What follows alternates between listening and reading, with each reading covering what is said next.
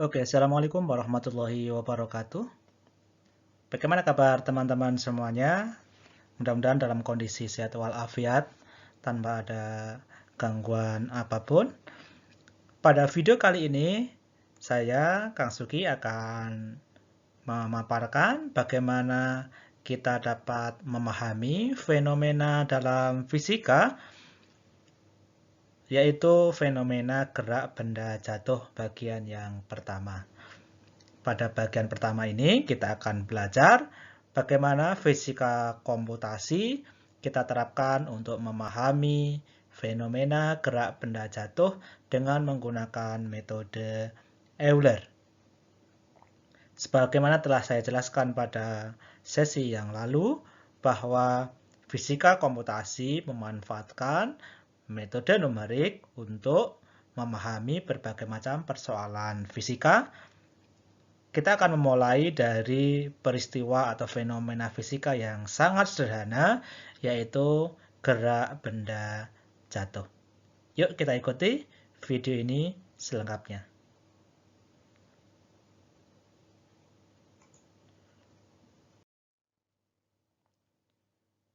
Ya, misalnya kita punya sebuah bola ya, sebuah bola dari ketinggian tertentu.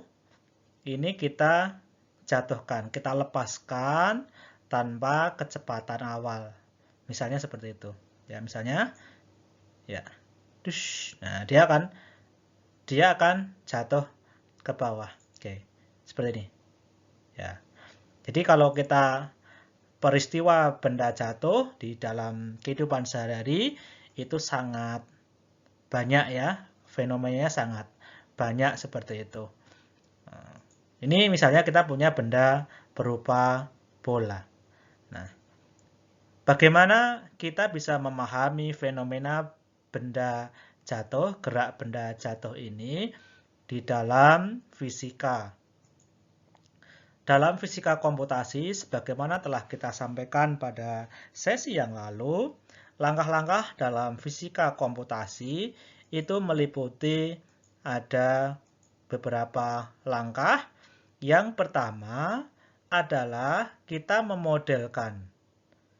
Dan yang kedua, ini nggak bisa lepas, adalah penyederhanaan model.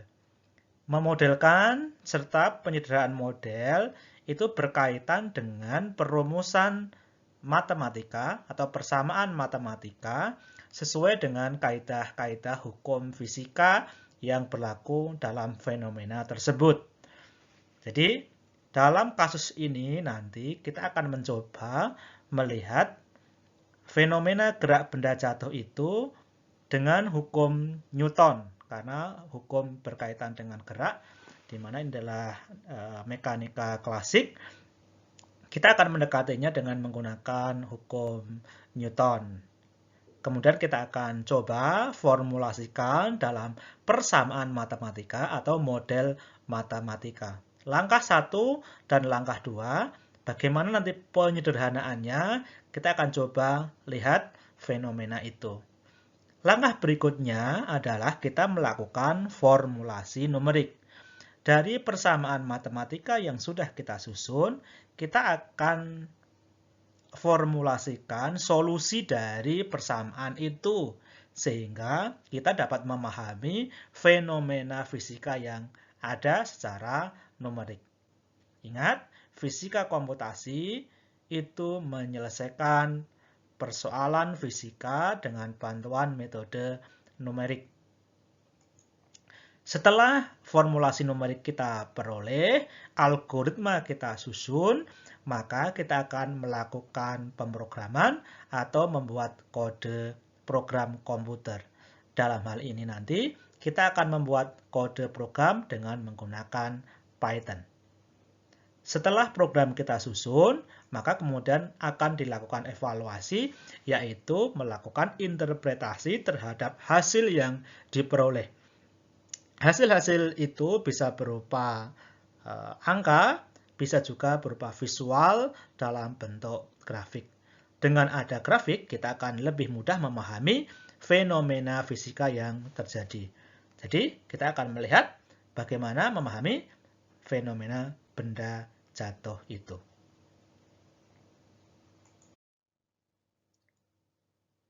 Oke, kita akan lakukan pemodelan dan penyederhanaan model di mana tujuan akhir dari dua langkah ini adalah kita akan memperoleh persamaan matematika atau model matematika yang berkaitan dengan fenomena fisika yang sedang kita amati.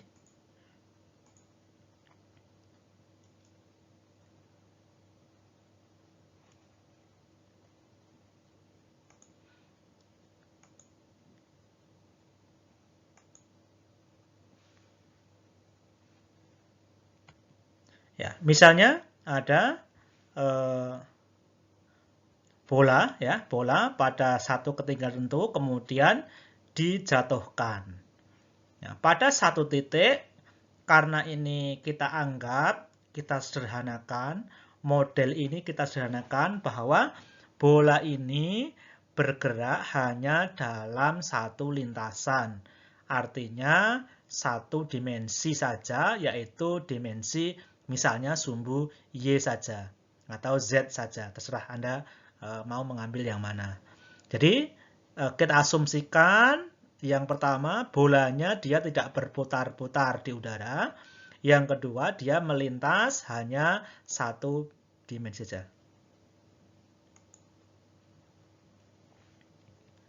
Nah, untuk yang pertama, kita mendekatinya dengan menggunakan hukum Newton, di mana ketika benda dijatuhkan pada ketinggian tertentu di dalam fluida, misalnya di udara, maka gaya-gaya yang bekerja pada sistem, artinya bekerja pada bola adalah gaya gravitasi atau gaya berat, di mana benda akan cenderung ditarik ke bawah, ke bumi.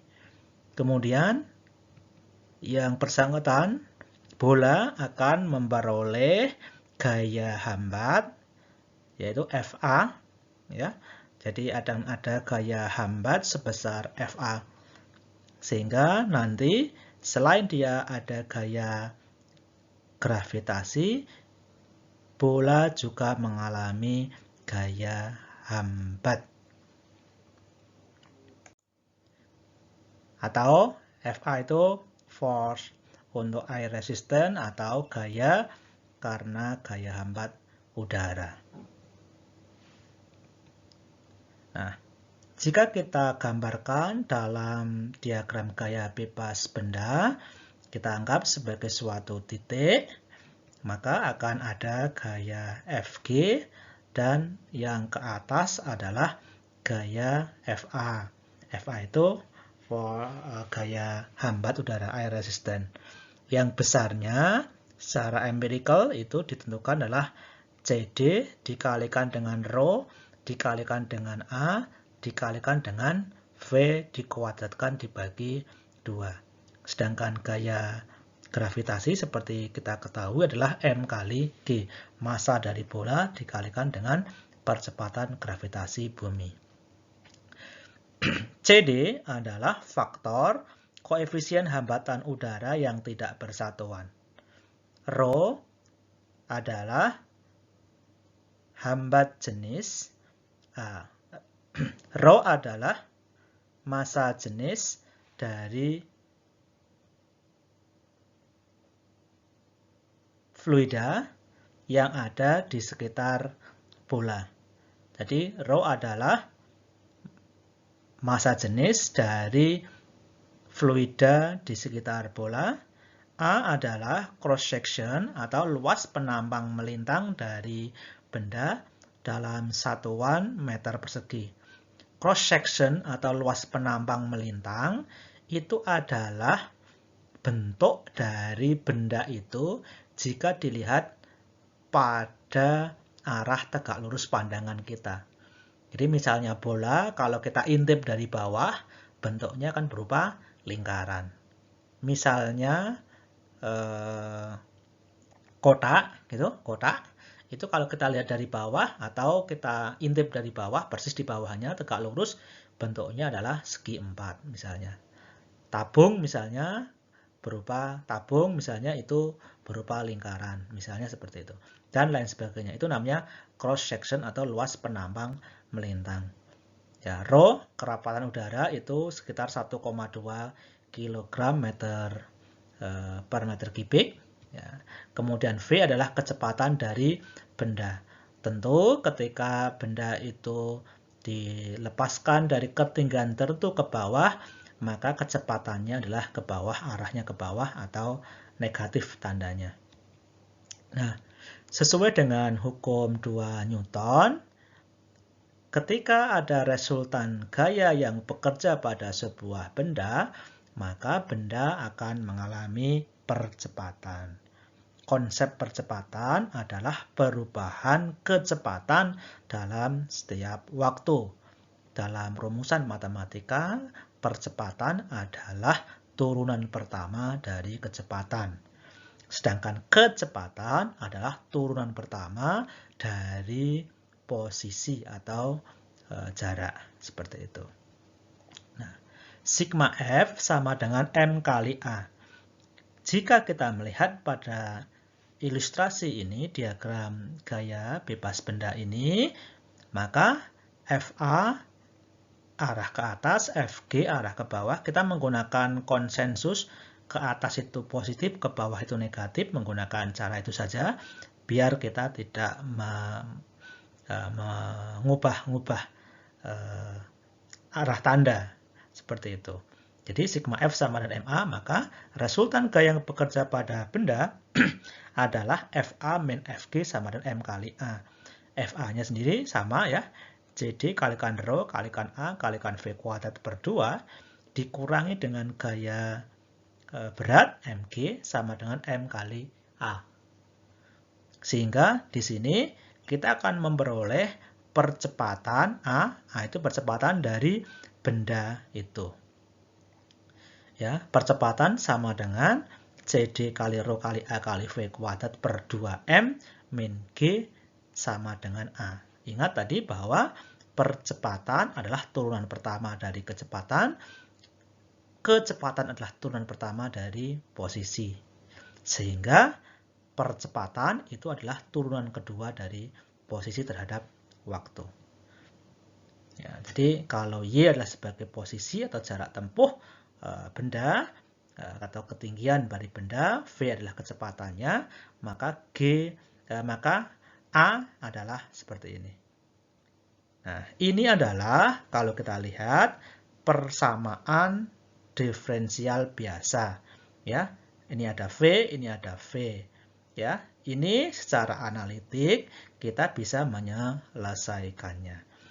Nah, jadi model matematika yang kita bangun pada kasus gerak benda sudah kita peroleh. Apa itu? Kita memperoleh namanya persamaan gerak. Apa persamaan geraknya? Ini. dV dt sama dengan CD rho AV kuadrat per 2M. Atau bisa juga kita menuliskan D2Y dt kuadrat sama dengan CD rho AV kuadrat per 2M min G ini. Ini adalah persamaan diferensial biasa di mana harus kita selesaikan. Langkah berikutnya nanti kita akan melakukan formulasi numerik bagaimana cara menyelesaikan persamaan diferensial biasa ini.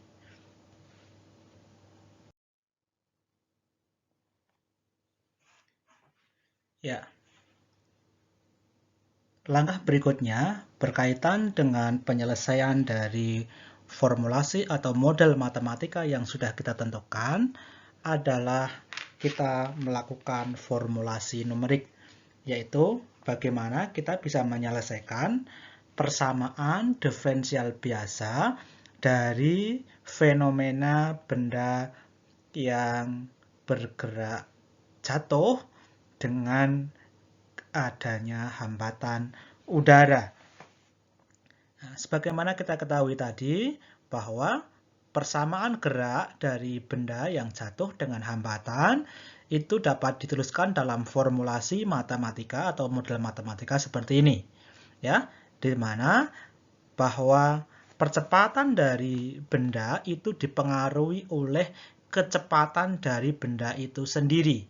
Ya, percepatan dari benda itu dipengaruhi oleh kecepatan dari benda itu sendiri.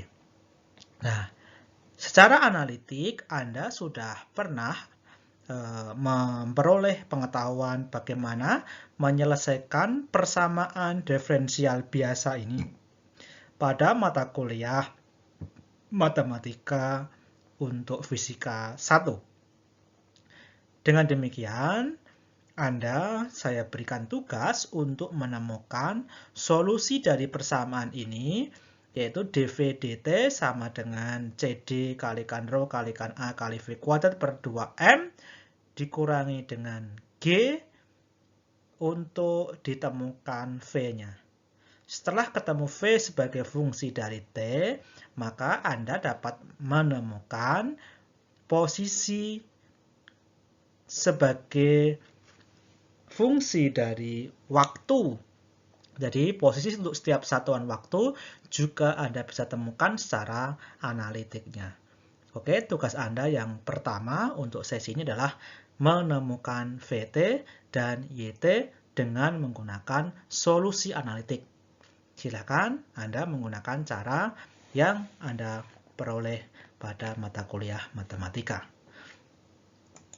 Di sini kita akan belajar bagaimana cara melakukan formulasi numerik atau solusi numerik dengan menggunakan metode Euler untuk persamaan diferensial biasa seperti ini. Bagaimana kaidah atau metode Euler itu? Sebagaimana yang pernah Anda pelajari pada mata kuliah metode numerik, bahwa metode Euler didasarkan pada deret Taylor. Uraian Taylor dari suatu fungsi dapat kita tuliskan seperti ini. Jika kita ingin mengetahui nilai suatu fungsi dari X, ya, dari suatu fungsi X, maka uraian Taylor untuk F dengan X sama dengan X plus H itu dapat dicari atau dapat diuraikan dengan cara sama dengan Fx plus turunan pertama dari X, turunan pertama dari fungsi itu terhadap X dikalikan dengan H. H adalah selangnya, ya, ada tambahannya, selang X-nya. Kemudian ditambah dengan turunan kedua dari fungsi Fx itu dikalikan dengan H kuadrat dibagi 2 faktorial ditambah dengan turunan ketiga dari fungsi itu terhadap X dikalikan dengan H pangkat 3 per 3 faktorial dan seterusnya sampai tak hingga. Jadi nilai dari fungsi X plus H ini dapat kita temukan secara lebih tepatnya itu mestinya sampai tak hingga. Tetapi dalam hal ini kita tidak perlu sampai tak hingga. Kalau kita memotong fungsi ini sampai dengan suku kedua di lajur sebelah kanan ini, ya, di bagian kanan ini, di suku sebelah kanan ini, maka kita akan memperoleh Fx plus H sama dengan, ini adalah turunannya, atau F aksen X dapat kita tuliskan menjadi dfx dx dikalikan dengan H plus error. Ya, karena ini ada pemotongan, error pemotongan, ya, truncation error namanya. Jadi kalau kita menggunakan uraian Taylor ini, metode numerik ini, maka tentu pasti akan ada error. Mengapa? Karena ini dasarnya adalah pemotongan dari uraian Taylor yang seharusnya itu tak hingga. Dengan demikian, kalau kita ambil di sini, ya, dua suku ini, maka akan diperoleh dfx dx itu sama dengan ini dikurangi ini, fx plus h min fx dibagi dengan h.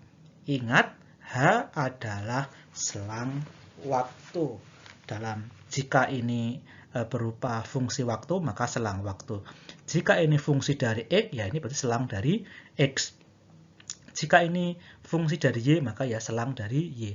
Selang itu adalah selisih, Ya, selisih dari X pertama ke X kedua. Selisih dari T1 ke T2. Selisih dari Y1 ke Y2. Dan seterusnya. Maka kita dapat memperoleh bahwa ternyata turunan dari suatu fungsi itu dapat kita dekati. Ini mestinya kalau ini bukan sama dengan persis ya. Ini adalah setara atau sebanding, ekivalen dengan nilai fungsi dari f untuk x plus h dikurangi dengan nilai fungsi untuk x sama dengan x dibagi dengan h. Seperti itu.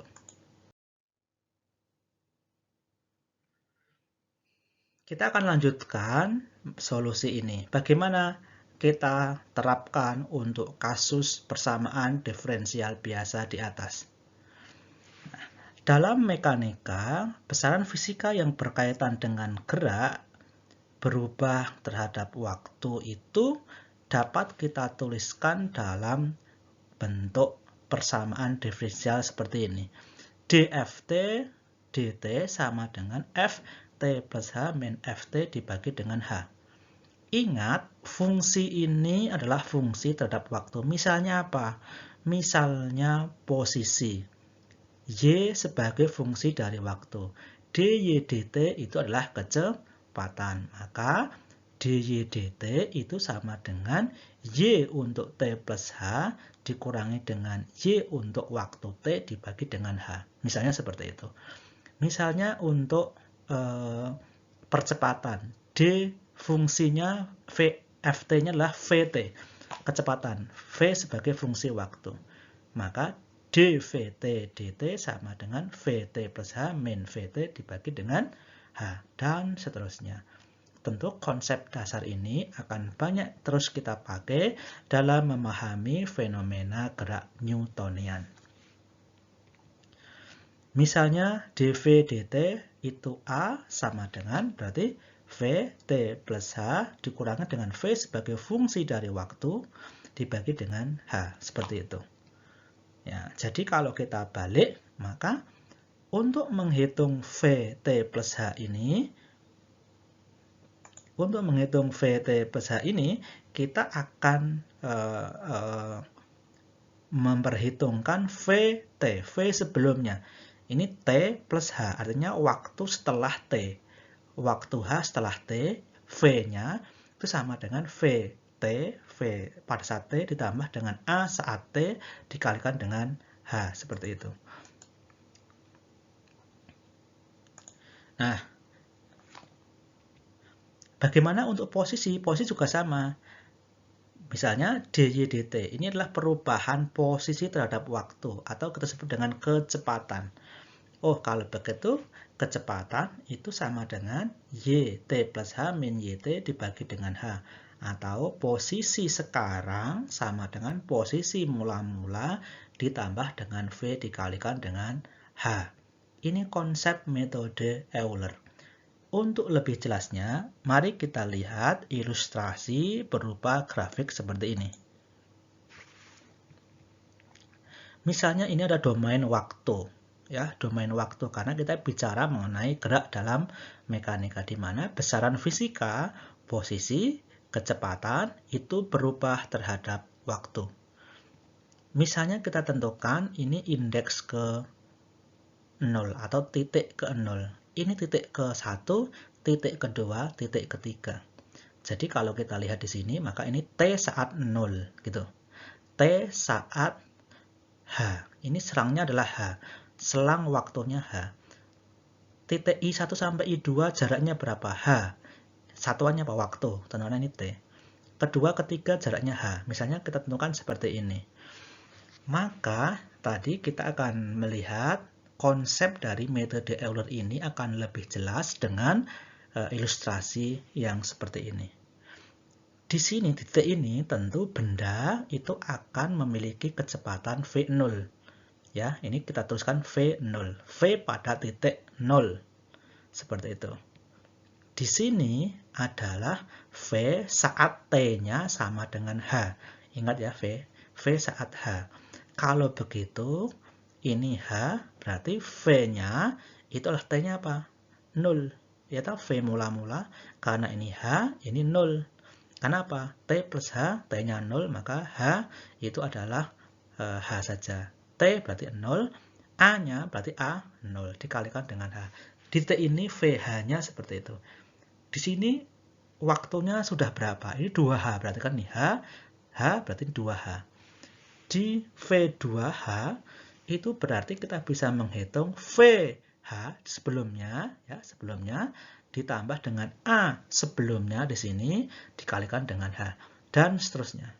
Oh, kalau begitu V3H-nya ya berarti V2H ditambah dengan A2H kalikan H. Betul? Ya, seperti itu.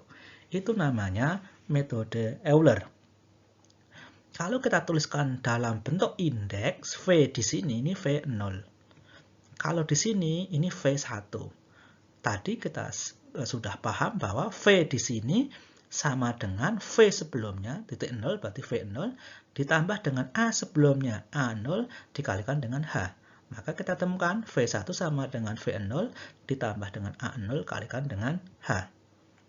Demikian halnya untuk V2. V2 adalah V1, V sebelumnya, indeks 1 ditambah dengan A1 dikalikan dengan H.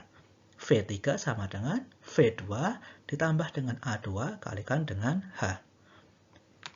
Identik dengan penghitungan V karena ini menggunakan metode yang sama. Oh, kalau begitu, untuk melihat ini, oh, pada saat T sama dengan I sama dengan 0, maka Y-nya Y0. Pada saat T sama dengan I atau di I1, berarti ini T sama dengan H, maka Y-nya Y1. Y1 sama dengan Y mula-mula, ingat ya, Y mula-mula ditambah dengan V mula-mula dikalikan dengan H. Y2 itu sama dengan Y1 ini ditambah dengan V1 ini dikalikan dengan H. Y3 juga sama, Y3 sama dengan Y2 atau Y mula-mula ditambah dengan V2 dikalikan dengan H. Jadi intinya, kalau kita mau menghitung Y1 butuh Y0. Kalau menghitung Y2 butuh Y1. Kalau mau menghitung Y3 butuh Y2. Hal yang sama, V1 butuh V0, V2 butuh V1, V3 butuh V2, dan seterusnya seperti itu. Itulah metode Euler, di mana dalam notasi secara umum kita dapat tuliskan jika I adalah indeks untuk untuk waktu, misalnya domain waktu, maka VI plus T, ingat V sebagai fungsi dari T, I dan I ini menunjukkan dari indeks waktunya, VI plus 1 sama dengan VI plus AI kalikan dengan H, V sekarang sama dengan V mula-mula ditambah dengan A mula-mula kali H. Jadi, I plus 1 itu menunjukkan sekarang. I menunjukkan mula-mula. I menunjukkan mula-mula. Demikian halnya untuk Y. YI plus 1 sama dengan YI plus YI kalikan dengan H. Ini namanya VI ya. Ini bukan, ini keliru nih. YI plus 1 sama dengan YI plus VI dikalikan dengan ini V ya. V, ini baca V ya. VI kalikan dengan H atau kecepatan pada waktu sebelumnya. Seperti itu. Paham? Untuk metode Euler ini, kita akan lanjutkan formulasi numerik ini dalam satu algoritma. Jadi langkah yang ketiga itu produknya adalah satu algoritma. Nah, ini adalah algoritma metode Euler untuk gerak benda jatuh. Tentu yang pertama, step yang pertama, kita harus menentukan kondisi awal dari sistem kita. Benda yang jatuh sesuai dengan rumusan atau persamaan matematika yang kita bangun membutuhkan nilai-nilai awal ini. Apa itu? Kita butuh Y, ya, posisi awal. V, kecepatan awal. T, waktu mula-mula. M, massa benda. A, adalah luas penambang melintang dari bendanya. CD, koefisien gaya hambatnya, koefisien hambatannya di udara. Rho adalah massa jenis atau kerapatan udara. Dan H ini selang waktunya. Kalau kita sudah tentukan ini, besaran-besaran ini sesuai dengan perumusan atau model matematika yang sudah kita bangun, maka kita bisa melakukan looping. Ya, yang pertama adalah kita menghitung A. A itu sama dengan CD kalikan dengan rho dikalikan dengan A dikalikan dengan V kuadrat dibagi 2M min G. Dalam perhitungannya tentu Anda akan lebih mudah kalau besaran-besaran yang konstan itu dibuat dalam satu variabel, dihitung dulu. CD nggak berubah terhadap waktu, rho tidak berubah terhadap waktu, A tidak berubah terhadap waktu. V, kalau V berubah terhadap waktu, M tidak berubah. Maka ini CD, rho A, dan M, 2M ini bisa kita buat dalam satu besaran variabel ya, variabel khusus misalnya K misalnya. Nah, isinya K itu kan nggak berubah. Maka nanti kita akan memanggil K itu dengan nilai yang selalu tetap seperti itu. A-nya kita hitung. Berarti ini A-nya A keberapa? A0. Ya, A0. V-nya V berapa? V0. Seperti itu. A-nya kita hitung. T-nya kita outputkan. Berarti ini T0, V0, Y0. A-nya kalau mau kamu misalnya Anda ingin tulis juga boleh A seperti itu. Langkah berikutnya yang kita update adalah Y-nya terlebih dahulu. Y, ini kan kalau ini kan Y0. Kalau sekarang berarti kita akan menghitung Y1. Y1 sama dengan Y0 ditambah dengan V0 dikalikan dengan H. Seperti itu. Berikutnya kita mengupdate V. Tadi sesuai dengan Euler, V1 sama dengan V0. Ini kan V-nya belum berubah. V0 kan berarti V0 plus A. A-nya A0. Belum berubah juga. Dikalikan dengan H. Dan kita akan melakukan increment dari T. T-nya akan kita ubah. T sama dengan T mula-mula ditambah dengan H. Ini untuk menunjukkan indeksnya akan terus bergerak seperti itu. Nah, ini di loop sampai T-nya T maksimum. Bergantung kita mau menghitung sampai T maksimum.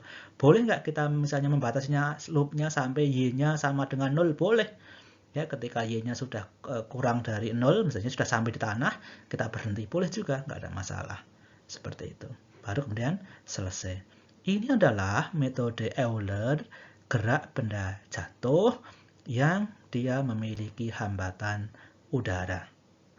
Nah, di sini karena ini melibatkan cross section, di mana pada kasus yang kita bahas tadi adalah cross sectionnya ini berupa lingkaran, karena bendanya adalah benda bentuk bola. Jadi kalau kita lihat dari bawah, kita intip dari bawah persis di bawahnya bentuknya lingkaran seperti itu, cross section. Maka A itu dapat kita uraikan dalam luas penampang melintangnya adalah PR kuadrat. P adalah bilangan 3,14 atau 22/7, kemudian dikalikan dengan R. R adalah jari-jari dari bola itu. Satuannya silakan menyesuaikan. Nanti kita akan sampaikan satu buah kasus. Silahkan dengan menggunakan algoritma ini Anda tuliskan bentuk programnya, yaitu langkah keempat dan langkah kelima, bagaimana hasil dari penulisan program Anda berkaitan dengan algoritma metode Euler untuk gerak benda jatuh ini. Nanti saya akan posting di dalam grup, silahkan dikerjakan dan dilaporkan dalam Google Classroom kita. Oke, see you next time and terima kasih.